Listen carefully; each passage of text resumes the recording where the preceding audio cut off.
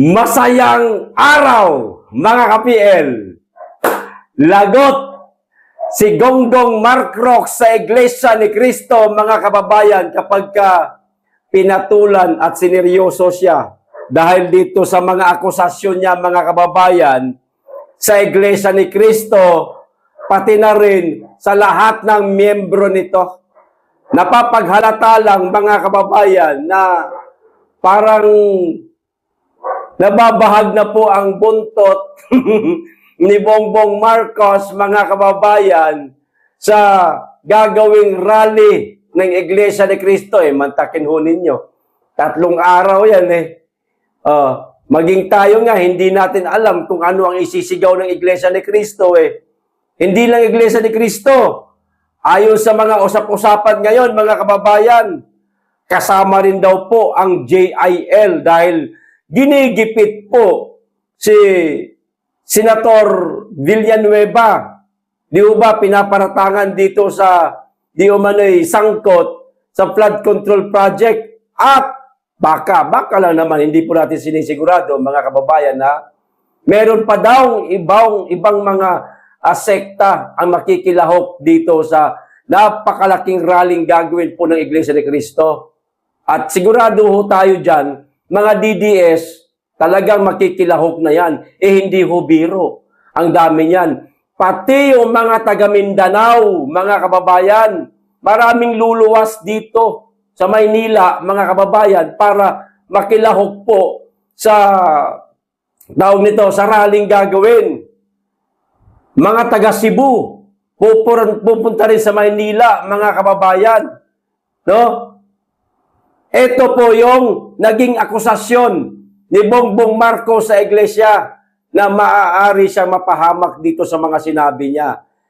Palibhasa ho kasi, bangag itong mama na ito, tamang hinala, mga kababayan. Di ba, ganun ang taong ang taong kumakain ng pulburon. Nagtatamang hinala, nag-hallucinate yan. Nakakausap niya na nga tatay niya Di ba? O ito po, napulot po ito ni Kiko Barsaga, malamang sa mga insider niya, mga kababayan, sa loob ng Palasyo Malacanang. O ito daw po ang sinabi o paratang ni Bongbong Marcos, mga kababayan, sa mga Iglesia ni Cristo. O mga Iglesia ni Cristo, ano masasabi nyo rito? Papayag ba kayo na paratangan ni Gonggong Marcos ng ganire? Ito sabi niya, Marcos administration accuses Iglesia ni Cristo to paying members 3,000 pesos to attend November protest against corruption, mga kababayan. Maaari pong hindi mismo si Marcos ang may sabi nito. No? Maaaring yung kanyang mga julalay lang, katulad ni Bersamin, no? At ng kung sino-sino pang mga julalay niya ang nagsabi nito. Pero bakit hindi niya man lang pinuna? No? Imposibleng hindi niya ito nalaman. O dapat nilinaw niya para hindi siya mamiligro sa mga Iglesia ni Cristo. Ayan na nga ba sinasabi ko? Katatapang ninyo. Akala ko ba hindi kayo natatakot sa mga gagawing rally ng ating mga kababayan? Bakit pinaparatangan nyo ang Iglesia ni Cristo na nagbayad ang tagapamahalang pangkalahatan sa mga miyembro niya ng tig 3,000 para sumama lang sa 3 araw na gagawing rally nila? Nako, lagot ka. Gonggong Marcos, pwede kang questionin ito ng mga Iglesia ni Cristo. At dito naman, sa ating mga kapatid, sa ating mga kababayan ng mga Iglesia ni Cristo, mananahimik lang ho ba kayo dito sa sinabi niya, mga kababayan ko? Hindi nyo ba ito pupunain? Hindi nyo ba itatama? Alam po namin, kaming mga hindi po Iglesia ni Cristo, alam namin ang pagkakaisa ninyo na sinisira nitong Marcos administration. Alam namin yung pagkakaisa ninyo pag sinabi ng tagapamahalang pangkalahatan kay Eduardo V. Malano na magkaroon tayo ng rally, ipanawagan natin ang accountability, no, transparency sa napakalalang korupsyon at higit sa lahat maparusahan yung mga korap, sumusunod ho kayo. Kaso, iba ang sinasabi ng Marcos administration sa inyo. Mga bayaran daw kayo ng Iglesia ni Cristo, papayag ba kayo niyan? 3,000 lang ibabayad sa inyo, maniniwala na kayo sa tagapamahalang pangkalahatan. Parang yan kasi ang gustong palabasin ng Marcos administration hindi nyo ba ito aaksyonan, mga kaibigan naming mga Iglesia ni Cristo? Bayaran daw kayo, binayaran daw kayo ng tagapamahalang pangkalahatan ng tig-3,000. Bagamat walang sinabi dito na ang nagbayad sa inyo, si Ka Eduardo, pero saan manggagaling yung perang ibabayad sa inyo kung merong mang ibinayad sa inyong tig-3,000? So, sino ba nanawagan? Iglesia. Maaaring mula yan, atas yan ng tagapamahalang pangkalahatan. Tapos sumunod kayo. Di posibleng ang tagapamahalang pangkalahatan din ang nagbayad sa inyo. Nako, mga Iglesia ni Cristo, punain nyo tong akusasyon sa inyo ng Marcos administration. Masisira ho kayo niyan. Kung ako sa inyo, balikan nyo kung sino man ang may sabi nito. Siyempre, sa ngayon, hindi pa natin sigurado, hindi nyo pa sigurado kung sino talaga sa Marcos administration na nagsabi nitong bayaran kayo na 3,000, pero ang tutumbukin nyo rito, walang iba, kundi si Gonggong Marcrox. Maliwanag kasi, nakalagay ho dito Maliwanag nakalagay ho dito Bayaran daw kayo ng 3,000 para dumalo lang kayo sa protesta laban sa korupsyon. Mga tanga, kahit sino, kahit hindi Iglesia ni Cristo, Katoliko, born again, JIL, anuman sekta mo, kapag ka nalaman mong ganire ka lala na ang korupsyon sa ating bansa, natural, mag-iingay, mag-historical ang taong bayan. Buplax talaga itong administrasyong Marcos na ito, mga kababayan. Uulitin ko, tanong, mga kaibigan namin Iglesia ni Cristo, papayag ho ba kayo na basta-basta lang kayo akusahan? Hindi ho ginagalang ang inyong pagkakaisa. At higit sa lahat, hindi ginagalang ang salita ng tagapamahalang pangkalahatan na inaatas sa inyo o inaatasan kayo na magsagawa ng rally para itigil ang korupsyon. Pinapartangan kayo, inaakusahan kayo, 3,000 lang daw kayo. Natutsa, ang dami-dami kong kaibigan ng mga Iglesia ni Cristo. May mga pera, iba. Mayayaman. Yung iba hindi naman lahat. May mga kaya sa buhay, tatanggap ng 3,000 para sumama sa rally. Di ba? Papayag kayo niyan. Mga kaibigan naming Iglesia ni Cristo na papartangan kayo ng Marcos administration. Tirisin nyo na to. Tirisin nyo na. Tapusin nyo na. Para makita nila yung hinahanap nila na masyado na silang abusado, wala na silang kinikilala. Para bagang sinasabi nilang sila lang ang makapangyarihan sa ating bansa. Dapat na talagang kumilos ang taong bayan, mga kababayan. Depende na lang yan sa isisigaw ng ating mga kababayan. Tayo, mag-aantabay lang tayo, pupunta ako sa rally, 3 araw yan, i-cover ko yan para mapanood po ninyong lahat kung ano po ang ganap sa bawat sulok, bawat kanto na gagawin na rally ng Iglesia ni Cristo. Yari si Marcos dito. Pwede siya makasuhan dito, mga kababayan. Pwede siya makasuhan para ipatawag siya, kung ano man ang gagawin o kung sino man sa mga tawag dito sa mga nasa administrasyon niya ang may sabi nito para yun po ang tutumbukin. O malay natin, baka mismong si Gonggong Marcos ang may sabi nito kasi nagtatamang hinala yan eh. Nag-hallucinate yan mga kababayan. Ano sa palagay nyo? Di ba? Ayos! O dito pa sa isang balita mga kababayan. Nako! Eto na sinasabi ko ho. Mga kababayan, eto na! Yari na mga kababayan. Pwede nang matumbok si Saldico kung saan siyang bansa ngayon. Paano? Sa pamamagitan po nitong kanyang yaya di umano mga kababayan na na-upload sa na-upload ng Bureau of Immigration. Na-upload kasi nga sa dahilang kaduda-duda ang kanyang travel itinerary mga kababayan. Ito dapat ang pitpitin. Ipitin, no? Kung kinakailangan pigaan ng sili yung tinggil para mapaame. Joke lang. O eto na mga kababayan. O yaya ni Saldico, huli pero di kulong. Ayan. I was just informed by my source at the NAIA that a female passenger was uploaded by the Bureau of Immigration at the Ninoy Aquino International Airport due to suspicious travel itinerary mga kababayan. Naguluhan siguro yung taga Bureau of Immigration. Saan po ba talaga ang punta nyo, madam? Pagtingin, may ganito ganyan, magulo yung itinerary niya. Punta ako sa ganito, punta ako sa ganyan, tapos punta ako sa ganito. Magulo yan, madam.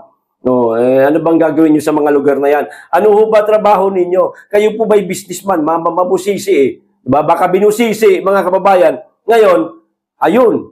Dahil nga suspicious yung kanyang travel itinerary, in-upload muna. After interrogation and review of her documents, a very new visa and record of her. Bagong-bago pa visa, bagong-bago pa talaga, ha? And records of her supposed sponsor. Naku, may sponsor ba? Sino kaya? Siyempre, walang iba kundi yung mga kakilala ni Saldico doon sa labas. Naku, madadamay pa yon, no? The Bureau of Immigration Authorities confirmed that she is the yaya of former House Appropriation Committee Chair and ako Bicol OPL representative party list Saldico. The female passenger name yet held has scheduled to board the plane to Hong Kong with connecting flight to Paris, France, mga kababayan. O, di ba? Baka isa yan sa dahilan. Hong Kong ho kayo, madam. Tapos, bababa pa po kayo. Bababa muna kayo ng Hong Kong bago kayo didiretso ng Paris, France. Ayun na nga, mga kababayan. Isa yun sa mga naging dahilan. Eto pa. She was not detained. Hindi naman daw po na-detain. Eto pa. The Bicol Solon and government contractor was recently spotted in the city of Como, the capital of the province of Como, Lombardy, Italy, mga kababayan. O di tugma doon sa pupuntahan ng kanyang yaya. Stop over muna ng Hong Kong bago punta ng Paris, France. Aba, tugma. Dapat dito sa aling ito, sa yaya ni Saldico na tawag nito, na-upload dahil sa kahina-hinalang travel itinerary niya, ito dapat ang pitpitin. Ito dapat ang ipitin. Dapat, wag muna itong paalisin. Kung kinakailangan, imbestigahan muna ito, no, mga kababayan, para malaman talaga kung nasaan si Saldico. Pero, sa palagay ko, sa pagkaka-upload nitong ali na ito, mga kababayan, Siyempre, bit-bit niya cellphone niya. Maaaring nakakontak na yan kay Saldico na, sir, na-upload ako. Nalaman po nila na yaya mo ako. At nahuli nila ako eh. Talaga inipit nila ako eh. Sir, lipat muna kayo. Naku, naglipat na naman siya. Baka naglipat na naman si Saldico, mga kababayan. Ang liit na ng mundo ni Saldico, no? Yung hindi na siya mapalagay ng matagal-tagal sa isang lugar dahil meron siyang pinagtataguan maliban sa mga kababayan nating nag-aabang sa kanya sa labas ng kanyang gusaling tinitirhan. Di ba? Ngayon, na-upload itong yaya niya na maaaring itong yaya niya ang makapagsabi sa otoridad kung nasaan siya ngayon. No? At baka nakapagsumbong na para mapalayas ulit siya o maghanap ulit siya ng ibang titirhan niya. Ako sa'yo, Saldico, kumanta ka na. Para hindi ka na magtago, kumanta ka na. Kasi delikado ka, Saldico. Palapit na ng palapit ang pagdinig ng Senate Blue Ribbon Committee. Pwede kang ikanta ni Martin Romualdez, lalo na't imbitado pala di umano itong mama na ito sa susunod na pagdinig ng Blue Ribbon. Ikanta mo na siya habang hindi ka pa niya kinakanta sa pagdinig sa Blue Ribbon Committee. Unahan mo na. Unahan mo na. Kasi kapag kinanta ka niyan sa Senado, mahihirapan ka ng malusutan yung mga kinanta niya. Kasi hindi ka naman lantad eh. Ano yung mga pinapakita mo?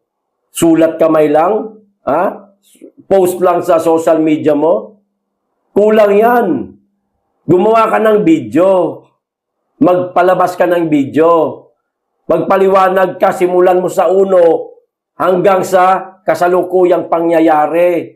Bakit humantong sa ganito na nagkahulihan na kayo? Yung ganon, yung detalyado talaga. Yung kwentong documentary ba, kumbaga, ganon, ikwento mo. Ikanta mo na si Martin Romualdez. Kasi, sa totoo lang, wala ka kang pangyarihan talaga, Saldico eh. Hindi mo magagawa yung mga nagawa mo kung walang nag-uutos sa'yo na mas mataas sa'yo eh. Sinong isang ordinaryong party list representative lang ang makakagawa na ganyan? Katindi. Diba? Napakaraming party list dyan, representante sa Kamara. Bakit hindi nila nagagawa ito? Kasi walang malaking taong sa likod nila. Ikaw, maaaring mayroong malaking tao sa likod mo, kaya mo nagawa yan. Ikanta mo na ang dapat mong ikanta, Saldico. Unahan mo na sila. Hindi para maging malinis ang pangalan mo, kahit paano man lang, makabawas-bawas sa sentensya kung sakasakaling mahuli ka nila. Malaking bagay yan. Kasi ang hinahanap ngayon sa likod ng mga tao, ang mastermind. Mastermind ang hinahanap.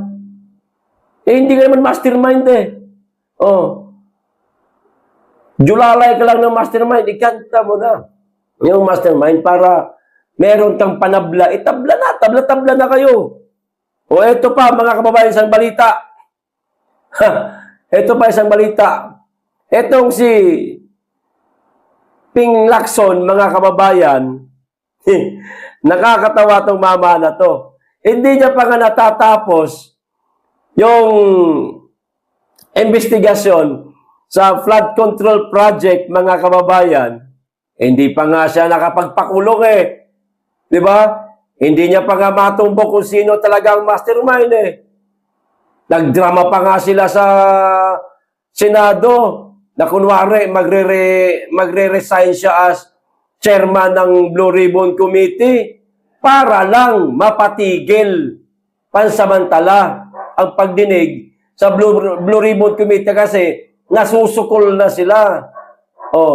Para makapag-usap muna sila ng kanilang mga dapat pag-usapan, dapat gawin sa pagdinig ng Blue Ribbon para hindi sila makapagturo, para hindi makapagturo yung iba.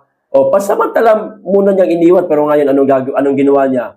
Bumalik na naman siya, di ba? Kasi handa na sila. Luto na ang plano, ika nga. Luto na ang plano. kahit pagbalik-balik ta rin na ang katanungan, hindi na mahuhuli kasi napag-aralan na nila paano patakbuhin, pagulungin ang pagdinig sa Blue Ribbon Committee. Sa madaling salita, yung mangyayaring Blue Ribbon Committee, mga kababayan, na pagdinig sa susunod na araw, wala nang kwenta yan, luto na yan. O ito, sabi ni Ping Lacson, Budget Watch, lumabas sa paunang pagsusuri ng panukalang 2026 budget na napunta sa mga proyekto tulad ng Farm to Market Roads, ayuda at super health centers ang mahigit 255.5 billion na sanay pondo para sa flood control projects ng DPWH. Ilan lamang ito sa mga bubusisiin ni Senator Ping Lacson pagsapit ng deliberasyon ng budget sa plenaryo. Mga kababayan, bubusisiin daw ni Lacson ang 255 billion na dapat pondo o DPWH fund realignment, mga kababayan. Kita nyo na? Hindi niya pa nga. Naknantuta naman, Lacson, Tapusin mo muna yung isa mong trabaho. Tumbukin muna natin, hulihin muna natin, pakasuhan muna natin kung sino talaga ang mastermind nito napakalalang korupsyon sa ating bansa, lalong-lalo na dito sa flood control project na merong anomalya. Huwag ka munang tumalon sa isang trabaho na hindi mo pa nagagawa, hindi mo pa napapatunayan kung sino talaga ang salarin sa unang problemang iniimbestigahan mo, Panfilo Lacson. Etong, alam mo, Sir Lacson, mawalang galang, senador po kayo, mas matanda po kayo sa amin. No, sa akin, matabata pa ako Sir, hindi po ako tanga. Hindi po tanga pa nga Pilipino na hindi namin iisipin na itong panibagong gagawin mong investigasyon, pang wala lang ito sa isyo, doon sa unang isyo na naging iskandalo na. Di ba, mga kababayan, panglihis lang ito. Para mawala yung atensyon natin doon sa unang isyo, dito muna siya. Ito na naman ang bago na tututukan, mga kababayan. Ginugulo mo lang, Sir Lacson Ginugulo mo ang investigasyon Tapusin mo muna, putak. Tapusin mo muna itong isa, sir. Huwag muna kayo tumalon sa isa pang problemang dapat solusyonan din. Oo, nariyan na yan. Iisang tabi niyo muna yan. Habang naririto tayo sa isang problemang ginagawa natin ng paraan para malaman kung sino talaga ang mastermind at maipakulong, mangalap na kayo ng ebidensya dito sa susunod mong bubusisiin. Hindi yung isasabay mo, napapaghalata ho kayo Nililihis nyo na naman ang issue, ayan na naman kayo Ang hilig nyo sa list issue Anak ng tutsa, huwag nyo pong hintayin. Senator Panfilo Lacson, na tawagin kayo ng ating mga kababayang senador na inotel. Inotel na senador, bayarang senador, hawak sa leeg ng isang elected official na dihamak na mas mababa ang mandato kaysa inyo. Di ba? Papayag kayo? Nasabihan kayong tuta, ni Tamba. Di ba? Mga kababayan, wag muna kayong masyadong pabida, sir. Hindi pa po kayo bumibida. Hindi pa po kayo ang bida. Dahil wala pa po kayo napapatunayan, Panfilo Lacson. Wala ka pang napapatunayan. Sa ngayon, ang paningin sa'yo ng ating mga kababayan, senador na uhugin ka pa rin. Senador na uhugin ka pa rin, Senator Panfilo Lacson.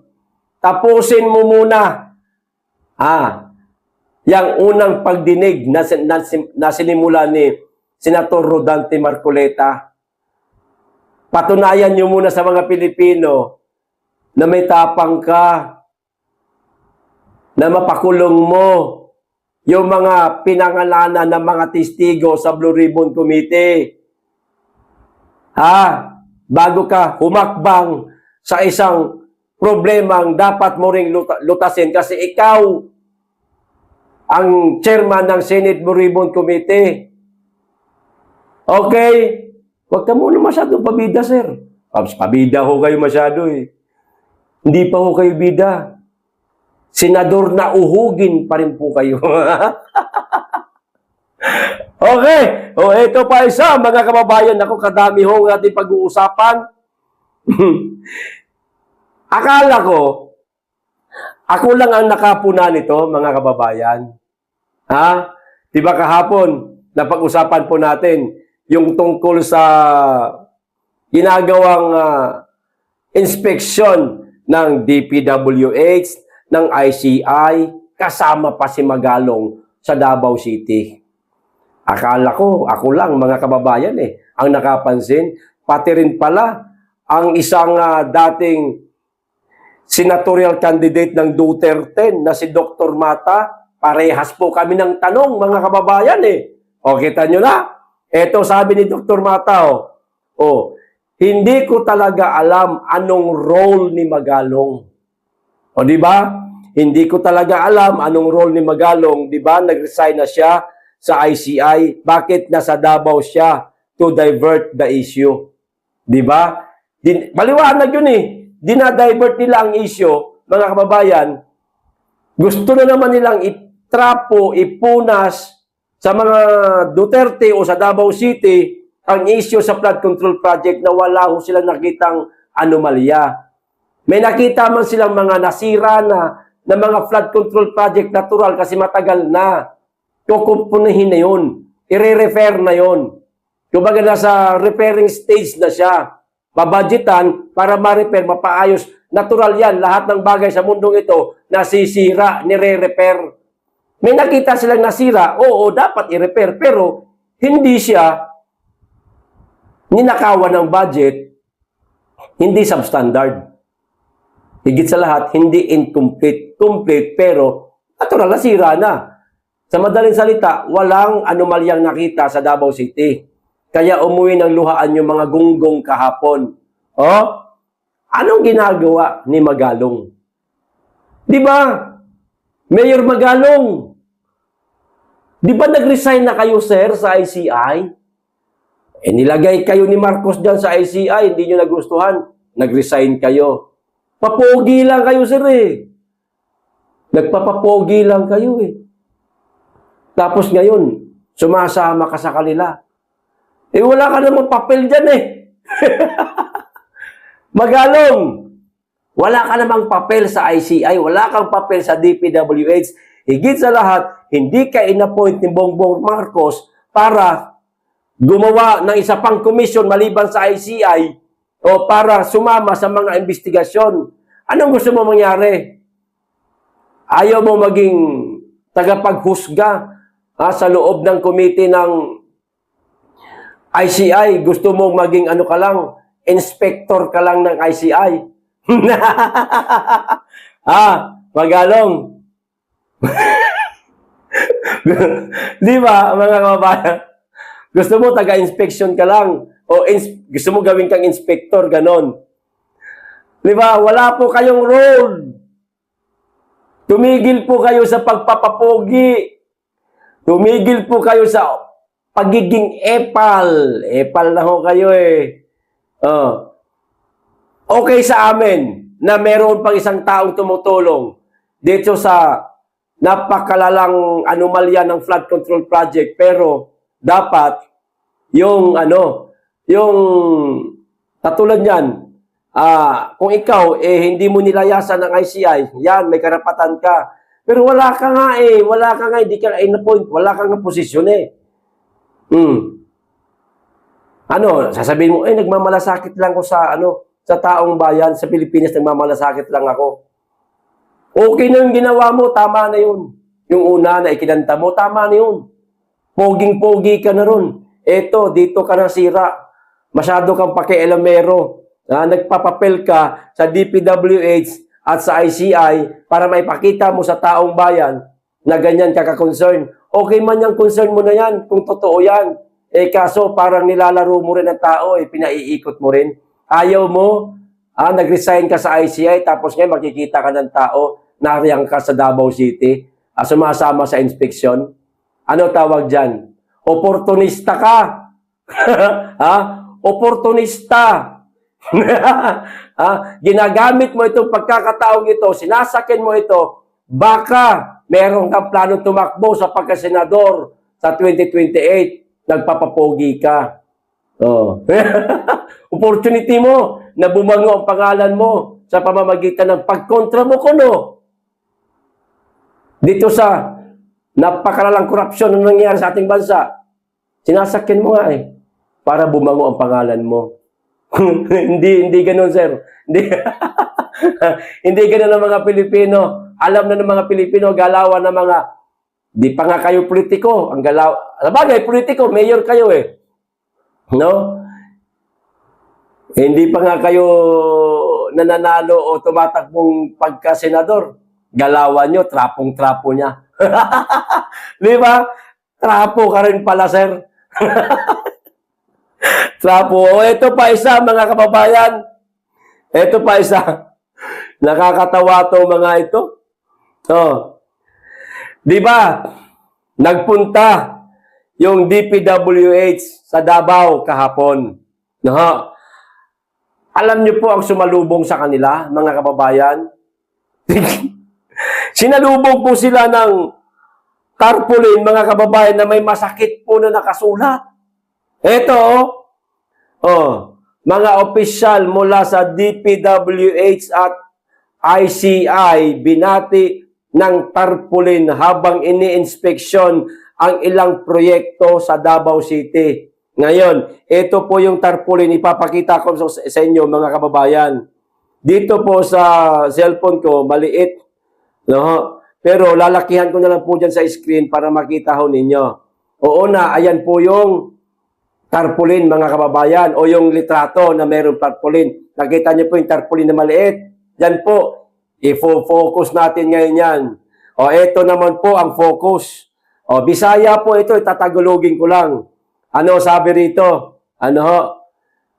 Kanus amo mag-inspection sa ghost project ni Sandro Marcos o Martin Romualdez.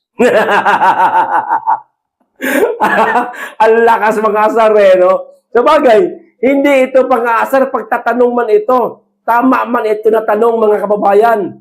Pero, ang makakabasa nito at makakaintindi ng mga taga DPWH at ICI, papipikon talaga, maaasar. Sa Tagalog ito, mga kababayan, kailan kayo mag-inspeksyon sa ghost project ni Sandro Marcos at Martin Romualdez? Kailan daw? Ito yung kanus amo. Yan. Kanus amo mag-inspeksyon. Ang ibig sabihin ng kanus amo, kailan kayo mag-inspeksyon sa ghost project ni Sandro Marcos at Martin Romualdez. Yun. Yung og at yan sa Tagalog. Kailan daw? DPWH at ICI. Unang-una, binaha ang Cebu City. Yan, di ba? Naroon ang problema sa Cebu City. Maaaring mayroong mga wasak, sira, palpak, ghost project, na flood control project sa Cebu City, kaya nakararanas ng ganyan kataas na baha. Pero, nasa Davao City kayo, nag-inspeksyon, nag-imbestiga. Diversion yan. Yung dumi sa iba, ipupunas yun sa mga taga Davao City. Higit sa lahat sa mga Duterte. Di ba? DPWH at ICI, wala sa Davao City ang problema. Bakit nasa Davao City kayo? Unahin nyo ang Cebu City. Total, Marami-rami naman kayo. May ICI, may DPWH, bakit hindi kayo maghati? Isang grupo sa Cebu, isang grupo sa flood control project ni Sandro Marcos. Na ghost project din di umano yun. ICI, DPWH, inutil din ba kayo? Mga sir, matatawag ba namin kayong mga inutil? Para sa akin, oo. Ang problema, nasa Cebu, nag-inspection kayo sa Davao City. Pero yung kay Marcos, Sandro, hindi nyo magawang inspeksyonin man lang. Napakarami nang nanawagan yan. Isa na dyan, si Chavit Singson. Bakit di nyo unahin ang Ilocos Norte? DPWH, ICI, bakit hindi nyo magawa na inspeksyonin ang Ilocos Norte? Dahil ba Marcos? Mga putang ina nyo. Ano ba, mga kababayan? Ayos! Hanggang dito lang po. Maraming salamat. Mag-iingat kayo lagi at higit sa lahat, mahalin natin ang Pilipinas.